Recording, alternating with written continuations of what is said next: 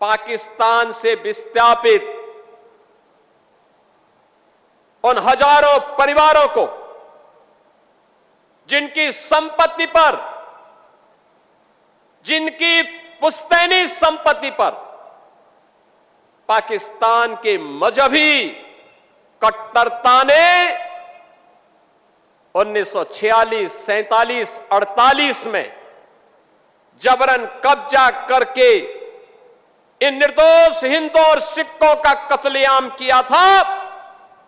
1946, 47, 48 बीता, वर्ष दर वर्ष बीतते गए,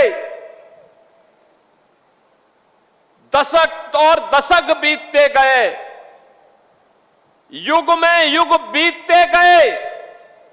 आज चौथी पीढ़ी में यह अवसर आ पाया है जब हम इन सभी विस्थापित परिवारों को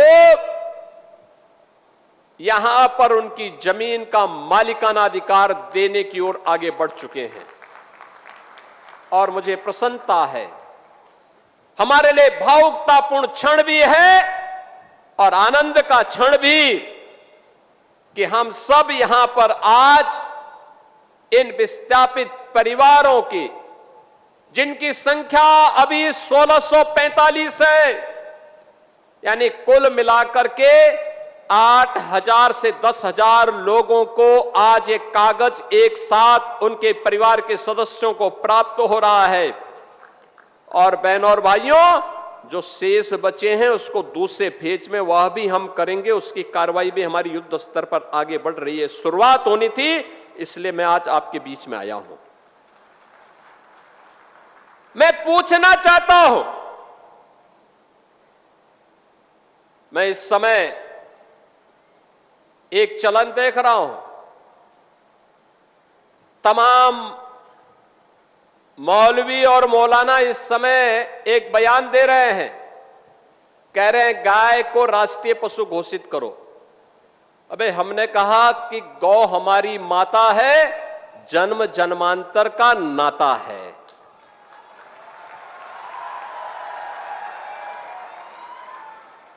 क्या मां और पुत्र के बीच में कुछ घोषित करने की आवश्यकता पड़ती है क्या? क्या किसी पुत्र को बताने की आवश्यकता पड़ती है कि तुम्हारी मां है, इसका सम्मान करो? ये हमारे संस्कार हैं। हमने अपनी मां के बारे में जो सम्मान का भाव रखते हैं वह भी, और हमने गाय को माता माना है, तो गाय तो हमारे लिए माता है, वो पशु नहीं। पशु तुम्हारी बुद्धि है, जो तुम हमारी गौ माता को पशु बोलते हो। तुम्हारी सोच पशुवत है, जो तुम गौ माता को पशु बोल रहे हो। और तुम्हारा ये दोगलापन है कि जो एक और गौकसी को प्रश्रय देते हो। मैं देख रहा था बकरीद में तमाम उनके चेले चपाटे अपने सोशल मीडिया हैंडल पर बकर ईद पर गौ माता का चित्र दिखा करके कह रहे थे कि बकर ईद की बधाई दे रहे थे। लेकिन मैं उनको बोलना चाहता हूं, यूपी में गौ हत्या का मतलब जान रहे हो ना क्या होगा? वो जान रहे हो? तो अगर जान रहे हो तो फिर अपने चेले चपाटों को समझा लो, नहीं तो कई कई पीढ़ियां याद करेंगी गौ माता के साथ किसी भी प्रकार की कोई हिमाकत की। तो मैं पूछना चाहता हूं, ये वही लोग हैं जो हमारी गौ माता को कह रहे हैं कि राष्ट्रीय पशु नहीं। अरे गौ माता तो स्वघोषित राष्ट्र माता है, उसको किसी को राष्ट्र माता घोषित करने की आवश्यकता नहीं। वैसे ही जैसे हमारी माता के बारे में किसी को परिचय देने की आवश्यकता नहीं पड़ती, जैसे गंगा माता के बारे में किसी को परिचय देने की आवश्यकता नहीं। हम सब गंगा माता की आरती करते हैं, गंगा पूजा करते हैं, अपने साथ गंगा पुत्र जोड़ करके अपने को सम्मानित महसूस करते हैं। हमारे तीर्थ मां गंगा के तट पर हैं, हमारे सारे संस्कार मां गंगा के तट पर संपन्न होते हैं। क्या कोई हमें बताएगा कि गंगा हमारी माता है? ये स्वतः स्फूर्त घोषित है, किसी आक्रांता को बताने की आवश्यकता नहीं। ये हमारे संस्कार हैं। हमने गौ को माता माना है, हमने गंगा को माता माना है, इसमें नहीं। मैं केवल एक बात पूछना चाहता हूं, पाकिस्तान से उस मजहबी निर्ममता के शिकार इन पाकिस्तानी विस्थापितों के बारे में या देश भर में फैले हुए उन विस्थापितों के बारे में इन मौलाना और मौलवियों की कभी आवाज नहीं निकली, कभी नहीं निकली। कितना अच्छा होता ये बोलते कि इनकी संपत्ति को वहां पर उन कट्टरपंथियों ने कब्जा किया है, या वक्फ के नाम पर जिन्होंने यहां के हिंदुओं की जमीन को कब्जा किया है, इन विस्थापितों को हम दे रहे हैं, फ्री में देने की घोषणा करते तो हम मानते कि हां ये कुछ इनकी कुछ संवेदना है, लेकिन नहीं। और दोगला चरित्र जो होता है ना, यही होता है, मुंह में कुछ और पीछे कुछ। अब ये देश ये सोचने वाला नहीं है, इसके बारे में किसी प्रकार का कोई वो नहीं करने वाला है। एक भी मौलवी ने, एक भी मौलाना ने, जब बांग्लादेश में हिंदुओं का कत्लेआम हो रहा था आज से 6 महीने पहले, 1 वर्ष से लगातार चल रहा था, और जो आंकड़े यहां पर अभी कुंवर सुशांत सिंह ने आपके सामने प्रस्तुत किए, कहां 22% हिंदू आज घट के 7% बांग्लादेश में रह गया, कहां पाकिस्तान में 14% हिंदू मात्र 2% रह गया। ये मौलाना और मौलवी कभी पाकिस्तान या बांग्लादेश की सरकारों की निंदा नहीं करते, कभी नहीं करते। अरे थोड़ा जुमे की नमाज में एक बार यही घोषणा कर देते कि पाकिस्तान घटिया स्तर पर काम कर रहा है, भारत का दुश्मन है, भारत के दुश्मन को उसके ठिकाने पे जाकर के भारत के बहादुर जवान ठीक कार्य कर रहे हैं, कुछ नहीं। और इसीलिए मैं कह रहा हूं, इसीलिए सरकार ने घोषित भी किया है। आपने देखा होगा बकरीद के अवसर पर किस किस प्रकार की हरकतें हो रही थी। वो तो गनीमत है कि सरकार ने पहले से ही कदम उठाए हुए हैं, तब शांतिपूर्ण तरीके से पर्व और त्योहार हो पा रहे हैं। नहीं तो पश्चिमी उत्तर प्रदेश में तो गनीमत थी जी, सबके बारे में बड़ा मुश्किल होता था।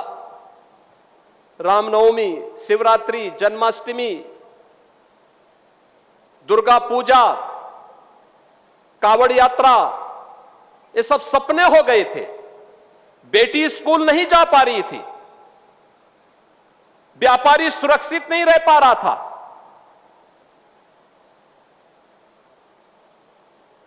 और दोस्ती, कैसी दोस्ती, आपने भी गाजियाबाद में देखा होगा।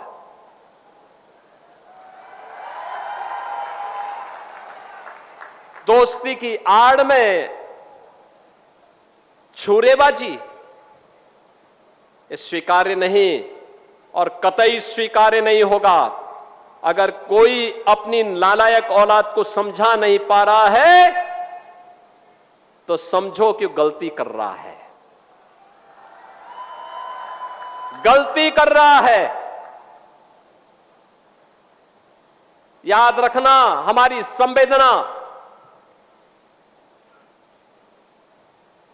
सामान्य नागरिकों के प्रति है। प्रधानमंत्री मोदी जी के नेतृत्व में पिछले 12 वर्ष में बिना भेदभाव के शासन की योजना का लाभ हर तबके को प्राप्त हुआ है। न जाति देखी गई, न क्षेत्र देखा गया, न भाषा देखी गई, न मत देखा गया, न मजहब देखा गया। सबका साथ और सबका विकास, योजनाओं का लाभ, विकास की योजनाएं बिना भेदभाव के, बिजली बिना भेदभाव के, कर्ज बिना भेदभाव के, बिना भेदभाव के शासन की योजना का लाभ। लेकिन देश भी तो अपेक्षा करता है कि संवेदना दिखाई दे, लेकिन वो संवेदना गायब वहां पे। और बहनों और भाइयों, इसीलिए मैं भी आपसे कहने के लिए आया हूं, यही कहने के लिए मैं भी आया हूं आज।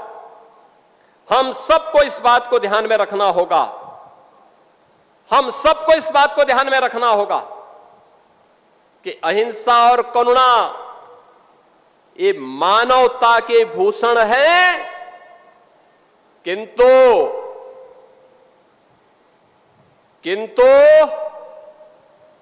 शस्त्र उठाना होगा अगर सामने खरदूषण है।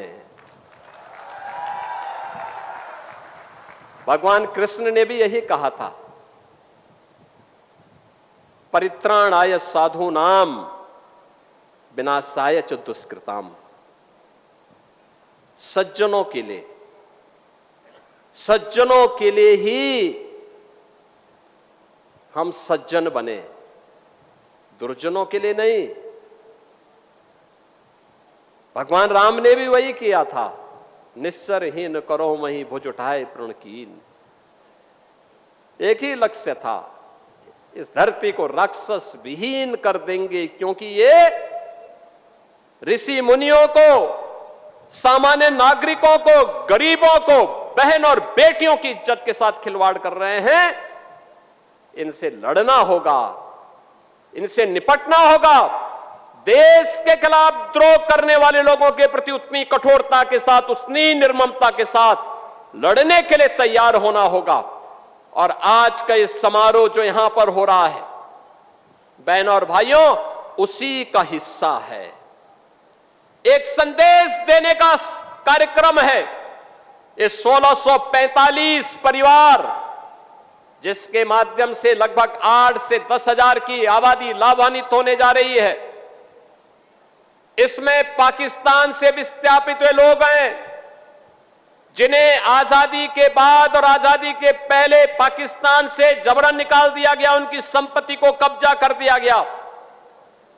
पूर्व सैनिक हैं, जिन्हें यहां पे सरकार ने लैंड आवंटित की थी, लेकिन उस लैंड आवंटन के फलस्वरूप उन्हें कभी यहां पर जो लीज डीड हुई थी, वह उनका मालिकाना अधिकार का हिस्सा नहीं बन पाया।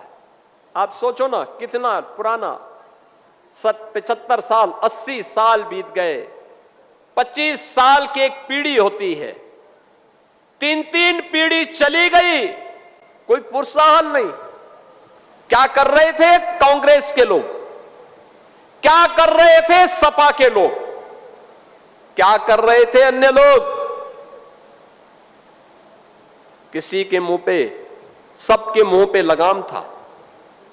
दूसरा, इनके दोहरे चरित्र को देखना हो तो सोचो, यह कार्यक्रम इसलिए संभव हो पाया है क्योंकि देश के यशस्वी प्रधानमंत्री श्री नरेंद्र मोदी जी ने और यशस्वी गृह मंत्री श्री अमित शाह जी ने देश के अंदर सिटीजनशिप अमेंडमेंट एक्ट पास करके सुनिश्चित किया कि पाकिस्तान, बांग्लादेश, अफगानिस्तान, इन सभी देशों में जो भी हिंदू, सिख, बौद्ध, जैनी, इन सबको विस्थापित करके भारत में भेज दिया। भाग करके वे भारत में आए हैं, शरण लेने के लिए भारत में आए हैं। 5 वर्ष से अधिक का समय हो गया है, तो उन्हें हम भारत की नागरिकता देंगे। याद करिए, एक्ट मोदी जी ने पास करवाया। उन हिंदुओं के लिए दुनिया के अंदर हिंदू, सिख, बौद्ध, जैनियों पर अत्याचार होंगे, कहां जाएंगे ये लोग? कहां जाएंगे? भारत में आएंगे। लेकिन भारत में कांग्रेस ने विरोध किया कि नहीं, इनको नागरिकता नहीं मिलनी चाहिए। ये बांग्लादेशी घुसपैठियों को नागरिकता देने वाले पापी हैं। ये भारत के खिलाफ द्रोह करने वाले अपराधियों को सम्मानित करते हैं। भारत का विभाजन करने वाली मुस्लिम लीग के साथ मिलकर के केरल में सरकार बनाते हैं, लेकिन हिंदुओं, सिखों, जैनियों और बौद्धों को मिलने वाले अधिकार में इनको ऐतराज था। ये कांग्रेस ने देश का विभाजन करवाया। इनके पाप के कारण देश का विभाजन हुआ, और देश का विभाजन होने के बाद जो पीड़ित हिंदू, बौद्ध, सिख, जैन यहां आए, उनको कहते हैं इनको नागरिकता नहीं मिलनी चाहिए। आंदोलन किए, बड़े बड़े धरने प्रदर्शन किए, बड़े बड़े प्रदर्शन किए इन लोगों ने। समाजवादी पार्टी, उसने भी प्रदर्शन किए, कहां नहीं होने देंगे। और मोदी जी ने भी ठाना था और हमने भी ठाना था कि हम होंगे, इसको जरूर करवाएंगे, जरूर करवाएंगे। और बहनों और भाइयों, आज मुझे अति प्रसन्नता है कि प्रधानमंत्री जी के इस विजन को आज हम यहां पे धरातल पर उतारने के लिए आपके बिजनौर की धरती पर आए हैं, बड़ापुर की धरती पर यहां पर आए हैं।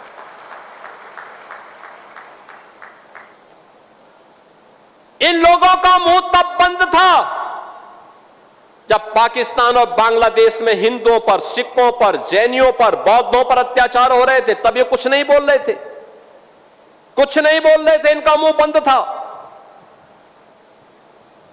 लेकिन जब इन पीड़ित लोगों के बारे में मोदी जी ने कानून बनाया, तो इन्होंने उस कानून का विरोध किया। उस कानून में कहीं नहीं लिखा था कि किसी मुसलमान की संपत्ति को हम कब्जा करेंगे, लेकिन मुसलमान विरोध कर रहा है। यानी जो हमारे हिंदुओं का विरोध कर रहा हो, हमारे सिखों का विरोध कर रहा हो, हमारे बौद्धों का कर रहा हो, वो कहता गौ को राष्ट्रीय पशु घोषित करो। अबे गाय पशु नहीं, गौ हमारी माता है, और गौ के साथ तो हमारा जन्म जन्मांतर का नाता है। तुम क्या समझ पाओगे इसके बारे में? गौ माता के महत्व को तुम क्या समझ पाओगे? आजकल ज्ञापन देने जा रहे हैं, ज्ञापन देने। हमने कहा ज्ञापन मत दो भाई, अपने उन सौदों को समझाओ जो सोशल मीडिया प्लेटफॉर्म पर बकरीद के दिन गौ माता का चित्र लगा रहे थे, उनको समझाओ, और नहीं तो वह दुर्गति होगी कि कई पीढ़ियां याद करेंगे। बहनों और भाइयों, बिजनौर हमारा एक बहुत समृद्धशाली कारीगरों के लिए, किसानों के लिए, ऊर्जावान नौजवानों के लिए और अपने नवाचार के लिए यहां पर अलग अलग तबके से जुड़े हुए, यहां का उद्यमी है, यहां का व्यापारी है, यहां के समाज सेवी हैं, इन सब के लिए जाना जा रहा है। मुझे बिजनौर में एक दिन रुकने का अवसर मिला था। रात्रि को मैं रुका था बिजनौर में। तब मैंने बुलाया था अलग अलग क्षेत्र से जुड़े हुए लोगों को, और मुझे बिजनौर की ताकत का एहसास हुआ था। और मैं आज सबसे कहने के लिए आया हूं कि विकास के पैमाने पे बिजनौर पिछड़ने नहीं पाएगा, कभी पिछड़ने नहीं पाएगा। आप परिश्रम करते हैं तब प्रदेश और देश का पेट भरता है। और इसीलिए जब हमारे सामने प्रस्ताव आया था बाढ़ से बचाव के लिए, यहां के माननीय सांसद जी ने, यहां के माननीय विधायकों ने मेरे सामने प्रस्ताव रखा, हमने कहा सबको स्वीकृत करो। और मुझे प्रसन्नता है कि बाढ़ बचाव के बहुत सारे कार्य हो गए, बाकी कार्य होंगे, पूरे होंगे। एकदम बाढ़ से बचाव के लिए उपयुक्त व्यवस्था करेंगे। बिजनौर के बारे में लोग सोचते भी नहीं थे यहां मेडिकल कॉलेज खुलेगा। आज तो बिजनौर में अपना मेडिकल कॉलेज हो गया, और महात्मा विदुर के नाम पर हो गया। देखो प्रयास आपका हम इसलिए कर पा रहे हैं क्योंकि आपने एक वोट कमल के नाम पर दिया। उसकी कीमत समझो, मेडिकल कॉलेज बन गया, हाईवे बन रहे हैं, रेलवे की नई नई सुविधाएं विकसित हो रही हैं और अभी गंगा एक्सप्रेसवे को भी हम इधर से ले जाने की तैयारी कर रहे हैं।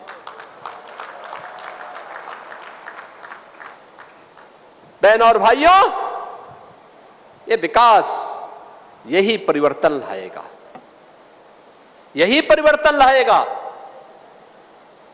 हर एक तबके के लोगों को नई सुविधाएं दी जा रही है। युवा के लिए नौकरी है। बिजनौर से हजारों नौजवान उत्तर प्रदेश पुलिस में भर्ती हुए। पहले भर्ती के नाम पर क्या होता था? भाई भतीजावाद देखा जाता था, चेहरा देखा जाता था, पैसा मांगा जाता था। आज यहां का हट्टा कट्टा नौजवान जो दौड़ता है, प्रैक्टिस करता है, जब पुलिस की भर्ती आती है, कोई माई का लाल नहीं जो उसको भर्ती होने से रोक सके। और ये भर्ती की प्रक्रिया में यहां का नौजवान भी भर्ती होता है। और चाहे पुलिस आरक्षी का हो या सब इंस्पेक्टर का हो या डिप्टी एसपी का, कुछ लोग परीक्षा पास करके, कुछ लोग अंतर्राष्ट्रीय स्तर पर अच्छे स्पोर्ट्स में मेडल लेकर के देश के गौरव को बढ़ाने का काम करते हैं। उत्तर प्रदेश सरकार उनको सीधे डिप्टी एसपी और अन्य पदों पर नियुक्ति देती है।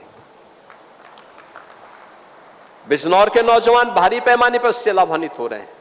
अब नौकरी में कोई कट नहीं, नौकरी में कोई सिफारिश नहीं, नौकरी बिजनौर के नौजवान का भी अधिकार नौकरी पर है, कोई उसको रोक नहीं सकता है।